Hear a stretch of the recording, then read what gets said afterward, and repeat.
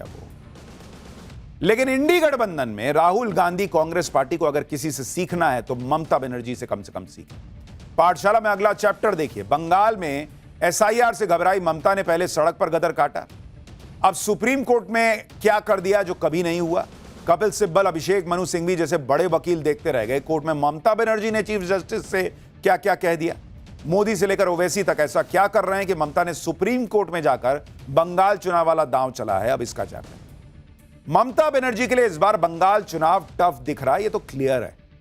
और इसकी सीधी वजह यही दिख रही है कि जो ममता बनर्जी पहले एसआईआर को लेकर बंगाल की सड़कों पर गदर मचा रही थी, वो एसआईआर के मामले को लेकर सुप्रीम कोर्ट तक पहुंच गई हैं। और सुप्रीम कोर्ट अपने वकीलों के साथ खाली नहीं गई हैं।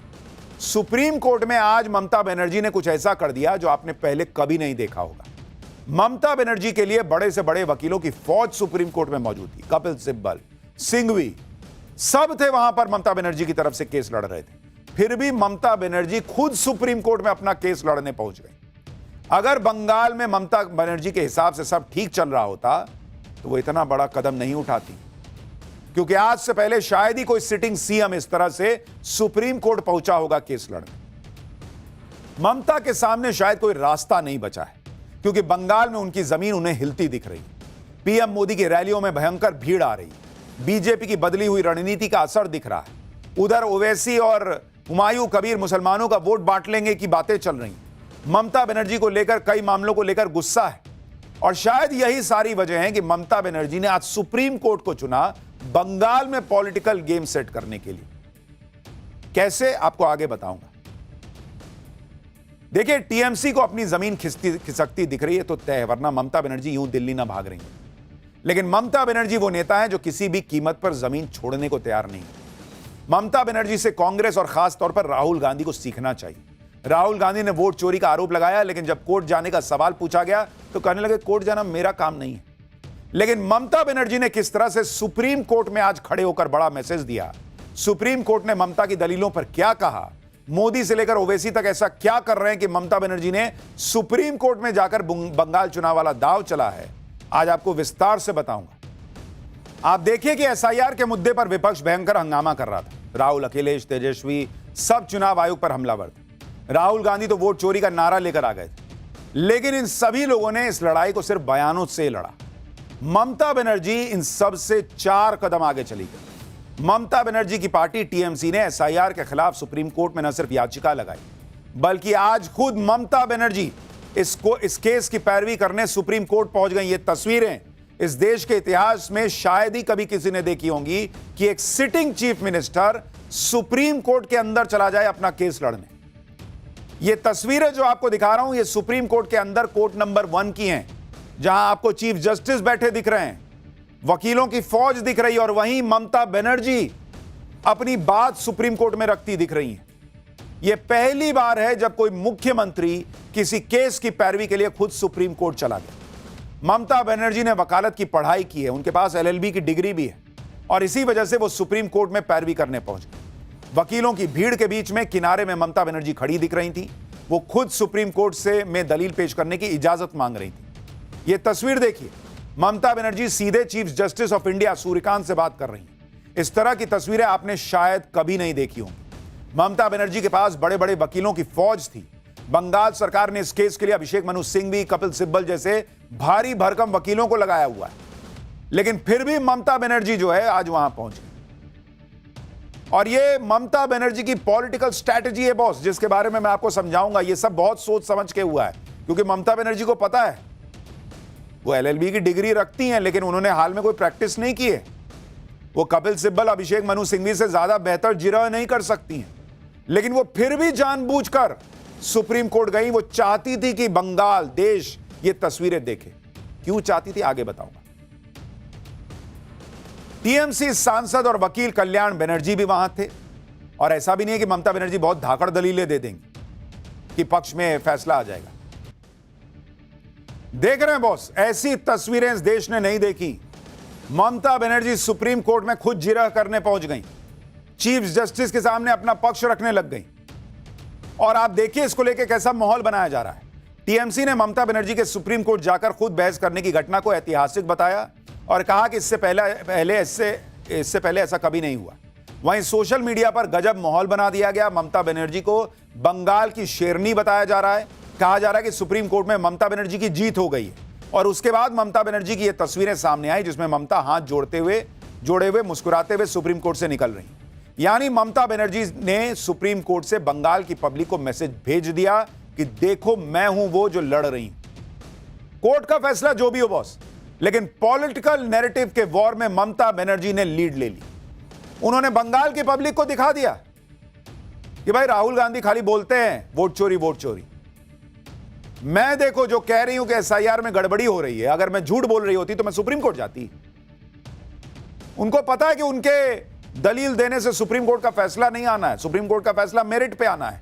लेकिन ये तस्वीर, ये फोटो, ये वीडियो, ये विजुअल बंगाल में गली गली में घूम गया बॉस। बंगाल में लोग चर्चा करने लगेंगे कि हां यार कुछ तो बात है, ये लड़ने पहुंच गई सुप्रीम कोर्ट, कुछ तो हो रहा होगा।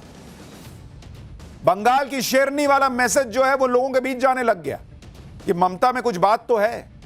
और ममता बनर्जी यही चाहती थी कि कम से कम इस वक्त जो गुस्सा है वो कम हो और बंगाल की प्राइड का मामला जो है वो उठे और वो बंगाल की प्राइड को लीड करने वाली महिला के तौर पे दिखे। और इसलिए वो सुप्रीम कोर्ट गई थी। ममता बनर्जी ने आज जो किया यही काम वो पिछले 3 दिन से कर रही। ममता बनर्जी पिछले 3 दिन से दिल्ली में है। कभी वो प्रेस कॉन्फ्रेंस में एसआईआर से पीड़ित लोगों को लेकर पहुंच जाती हैं, कभी दिल्ली के बंग भवन की सुरक्षा में तैनात पुलिसकर्मियों से उलझ जाती हैं। सुरक्षाकर्मी जो शांति से भी खड़े होते हैं, ममता बनर्जी उनसे बात करने लगती हैं, फिर बाद में आरोप लगाती हैं कि दिल्ली पुलिस की तरफ से धमकी दी जा रही है। और वो जानती हैं कि ये एक एक चीज कैमरे में कैद हो रही है, बंगाल की पब्लिक देखेगी और वो चाहती हैं कि पब्लिक देखे। कुल मिलाकर ममता बनर्जी ने दिल्ली में वो काम किया जो काम राहुल गांधी और कांग्रेस संसद के अंदर हंगामा मचाकर भी नहीं कर पाए। ममता बनर्जी ने चुनाव आयोग के खिलाफ याचिका लगाई थी और आज खुद बहस करने गई। सुप्रीम कोर्ट ने चुनाव आयोग को नोटिस जारी कर दिया और कहा है कि मतदाताओं के नाम में गलती को लेकर जो नोटिस आप भेज रहे हैं उसको ध्यान से भेजिए। सुप्रीम कोर्ट ने इस मामले में चुनाव आयोग से जवाब मांगा है। केस की अगली सुनवाई अब 9 फरवरी को होगी। सुप्रीम कोर्ट में ममता बनर्जी ने क्या क्या दलीलें दी और उस पर सुप्रीम कोर्ट ने क्या कहा वो भी आपको बता दूं। यह भी बड़ा दिलचस्प है। आप देखिए कि सुप्रीम कोर्ट में आज क्या क्या हुआ। ममता बनर्जी ने अपनी बात रखने की इजाजत मांगी। ममता बनर्जी ने कहा कि मैं इस राज्य से हूं और समस्याओं को बेहतर बता सकती हूं। उन्होंने कहा कि हमें न्याय नहीं मिल रहा है कहीं भी। हमने 6 बार चुनाव आयोग को चिट्ठी लिख दी। मैं साधारण परिवार से हूं, मैं बहुत महत्वपूर्ण नहीं हूं, लेकिन मैं सभी के लिए लड़ रही हूं। इस पर सीजीआई ने टोका और कहा कि पश्चिम बंगाल सरकार की तरफ से बेहतरीन वकील आपका पक्ष रख रहे हैं। जिस पर ममता ने कहा कि मुझे 5 मिनट ही कम से कम बात रखने दीजिए। इस पर चीफ जस्टिस ने कहा कि हम आपको 15 मिनट देंगे, हम जिम्मेदारी से नहीं भागेंगे, इसका समाधान निकालेंगे। ममता बनर्जी ने आगे कहा कि एसआईआर से भेदभाव पैदा हो रहा है। अगर लड़की शादी के बाद पति का सरनेम लगा रही है तो उनके नाम काटे जा रहे हैं।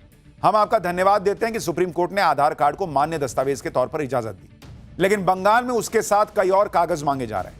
बंगाल में त्योहार हो रहे हैं। एसआईआर में 100 से ज्यादा बीएलओ की मौत हो गई, कई सारे अस्पताल में भर्ती हैं। बंगालियों को निशाने पर लिया जा रहा है। ममता ने यह भी कहा कि असम में एसआईआर नहीं हो रहा, लेकिन पश्चिम बंगाल में क्यों हो रहा। इस पर चीफ जस्टिस ने कहा कि हर राज्य के अपने मुद्दे होंगे, इसलिए हो सकता है कि नियम में राज्यवार बदलाव हो रहे हैं। कोर्ट से जाते जाते भी ममता बनर्जी ने कहा कि आप लोगों के हित की सुरक्षा कीजिए। यानी ममता बनर्जी ने सुप्रीम कोर्ट में दलीलें भी रख दी, मैसेज भी दे दिया कि मैं बंगाल की अस्मिता की, बंगाल के लोगों की लड़ाई लड़ रही हूं और मैं सच्ची हूं, इसलिए आज सुप्रीम कोर्ट में खड़ी। ममता बनर्जी ने किस तरह से सुप्रीम कोर्ट में इमोशनल कार्ड भी खेला वो भी देखिए। ममता ने शुरू में बेहद शांत अंदाज में कहा कि आप सभी से मेरी विनती है, मेरी बात सुन ली जाए। जब इंसाफ दरवाजे के पीछे हो रहा हो तब मैंने कई बार चुनाव आयोग को चिट्ठी लिखी।